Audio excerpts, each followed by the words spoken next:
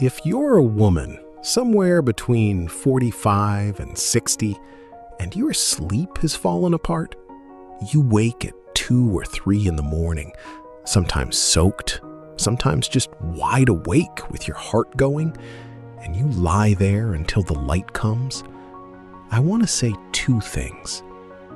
The first is that this is not you failing at sleep. There is a specific, well-documented reason this happens during menopause, and I'll show you what it is.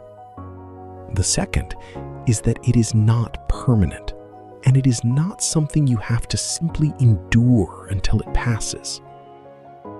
Before I go further, you should know who's talking to you. I'm a 58-year-old man. I have never had a hot flash. I cannot tell you what any of this feels like from the inside, and I'm not going to pretend otherwise.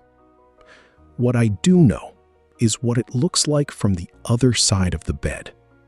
My wife doesn't sleep well, and I have spent a lot of nights aware that she was lying there awake. That isn't the same as understanding it, but it's why this is not just another topic to me. Here's why I made it anyway. This channel is about sleep after 55, and about half the people whose sleep falls apart at that age are women, for a reason I had never covered. It seemed dishonest to leave that out. So everything here comes from published research, not from experience I don't have. Every source is on the screen as I go. Check them. And where the evidence stops, I'll say so and stop there. Here is what nobody sits you down and explains. 2 things are changing at once, and they attack your sleep from different directions. The first is hormonal. As your hormone levels change, you lose something that was quietly helping you sleep for 30 years.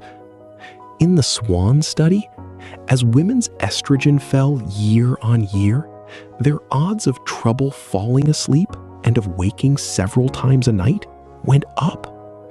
And that held after the researchers accounted for age and a long list of other factors. The second is heat. Hot flashes and night sweats, doctors call them vasomotor symptoms, are not just uncomfortable. Women who get them frequently are far more likely to wake repeatedly through the night. Researchers still argue about which causes which, but the link is strong and consistent. And this is not a minority experience. Depending on the study, something close to half of women report meaningful sleep disturbance. That number didn't surprise me as much as it might have. This isn't the first time I've gone looking into this. What struck me is that if it's this common, almost nobody talks about it out loud. Before the fixes, one thing early, because it is the most likely to be missed: sleep apnea, where your breathing repeatedly stops during the night, becomes substantially more common in women after menopause.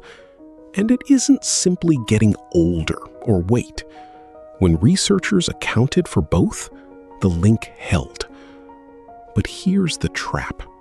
Sleep apnea doesn't always look like the textbook picture, the large man snoring like a train. And when a woman in her 50s is exhausted and not sleeping, there's an obvious explanation sitting right there. It gets put down to the menopause, so it gets missed. In the 1990s, researchers estimated that in women, 93% of moderate to severe sleep apnea was going undiagnosed. If you are exhausted, no matter how long you spend in bed, if your sleep never feels satisfying, or if anyone has told you that you snore or gasp, ask your doctor about a sleep study. Ask by name. That is a doctor visit, not a video fix. Now, the practical part. 4 things, in order of how much control you have over them. 1. Attack the heat, not the sleep. If night sweats are what wake you, the answer is not a sleep technique. It's the room. Keep the bedroom properly cool. Use 2 or 3 thin blankets instead of one heavy quilt. Then, when you get hot, you can push one off without fully waking up. Cotton or linen rather than polyester, so the sweat can evaporate instead of sitting against your skin. And use a fan. It moves air across your skin, which cools you, and the steady hum covers the small sounds that would otherwise wake you.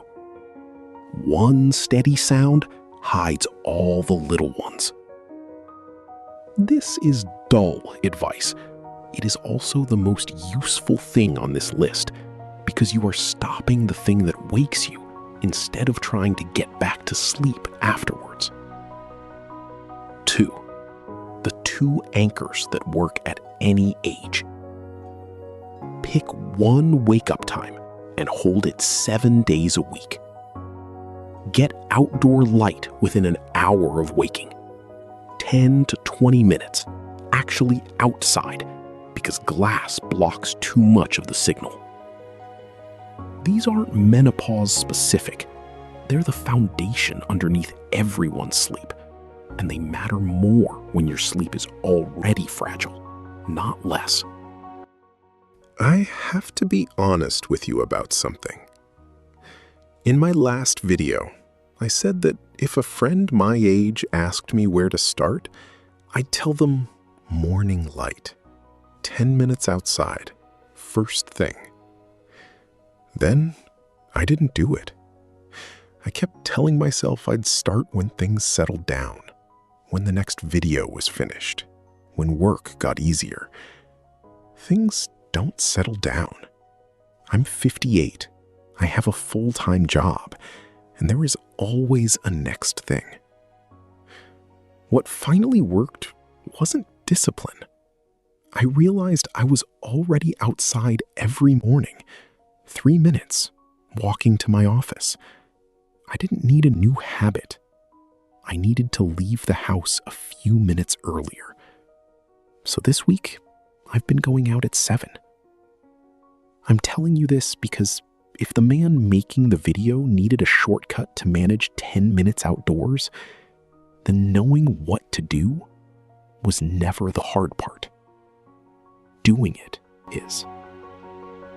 3. Alcohol. Honestly. The evening glass of wine feels like it helps, and it does make you fall asleep faster. But it fragments the second half of the night. And for some women, it makes hot flashes worse, so it can hit you twice. I'm not going to tell you to give it up. I'd tell you to test it. 2 weeks without an evening drink and see whether your 3 a.m. changes. You'll have your own answer, which is worth more than mine. 4. The treatment with the best evidence. If the insomnia has settled in and stayed, the treatment with the strongest evidence is not a sleeping pill. It's a structured program called CBT-I, Cognitive Behavioral Therapy for Insomnia. The American College of Physicians recommends it as the first treatment for chronic insomnia before medication. And it has been tested specifically in menopausal women, not just the general population. That matters because plenty of general sleep advice never has been. Ask your doctor about it by name. There's one more option, and I'm going to handle it carefully because it is a medical decision and not mine to make. Hormone therapy is the most effective treatment there is for hot flashes. For the insomnia itself, the picture is less clear. When researchers pooled 4 trials and compared treatments side by side, the biggest improvement in insomnia didn't come from estrogen. It came from CBT-I. Whether it's right for you depends on your age, how long since your final period, and your personal and family history. The professional societies revised their guidance a few years ago, and the regulatory labeling changed again more recently, which is itself the point. If what you know about hormone therapy comes from the 2000s, it's out of date. I am not recommending it, and I am not warning you off it. I'm telling you the conversation exists because a lot of women are never offered it at all. So, your recap.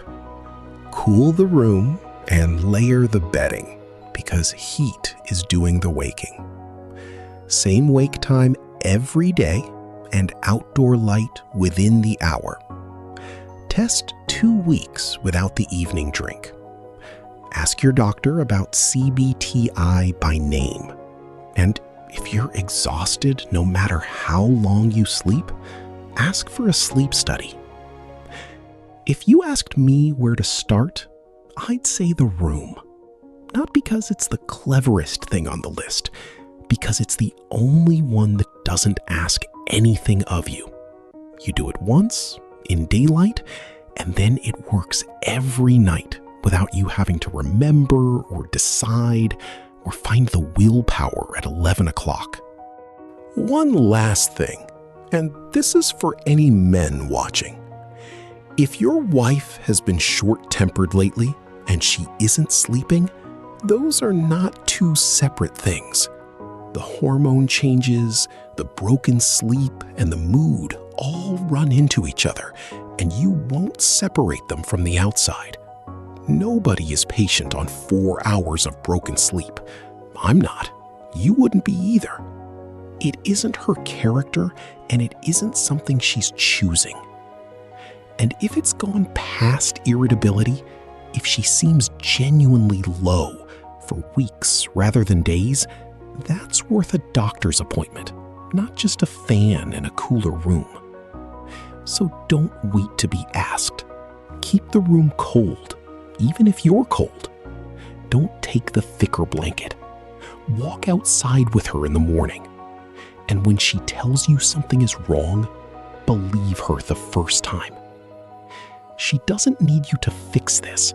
She needs you to stop treating it as nothing. None of this is medical advice for your situation.